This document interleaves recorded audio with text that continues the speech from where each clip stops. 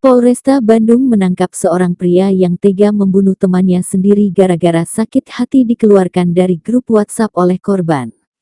Kapolresta Bandung Kombes Pol Kusworo Wibowo mengatakan peristiwa tersebut bermula saat pelaku TT 35 merasa kesal karena tidak terima korban AD 29 mengeluarkannya dari salah satu grup WhatsApp geng motor. Setelah dikeluarkan dari grup WhatsApp, tersangka mendatangi korban, bertanya kenapa dikeluarkan. Sehingga terjadi perkelahian dan akhirnya tersangka mengeluarkan sebilah pisau, kata Kusworo, Senin tanggal 30 Oktober tahun 2023. Kusworo mengatakan kejadian tersebut mengakibatkan korban mengalami luka tusuk di dada sebelah kiri menembus jantung kemudian di lengan dan di jari tangan.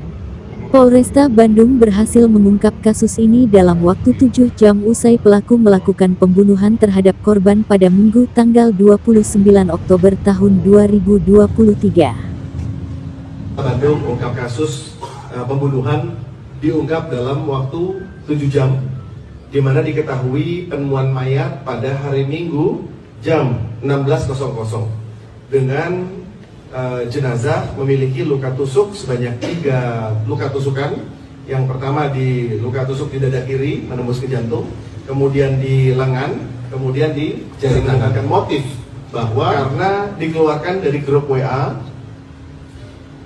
Setelah dikeluarkan dari grup WA, tersangka mendatangi korban menanyakan kenapa dikeluarkan, kemudian terjadi cekcok mulut, terjadi perkelahian, dan akhirnya tersangka mengeluarkan senjata tajam, sebilah pisau yang mengakibatkan korban meninggal dunia adalah luka pada dada kiri yang mengakibatkan robek pada jantung sehingga korban meninggal dunia. Perbuatannya tersangka dijerat dengan pasal 351 ayat 3 yaitu penganiayaan yang mengakibatkan korban meninggal dunia.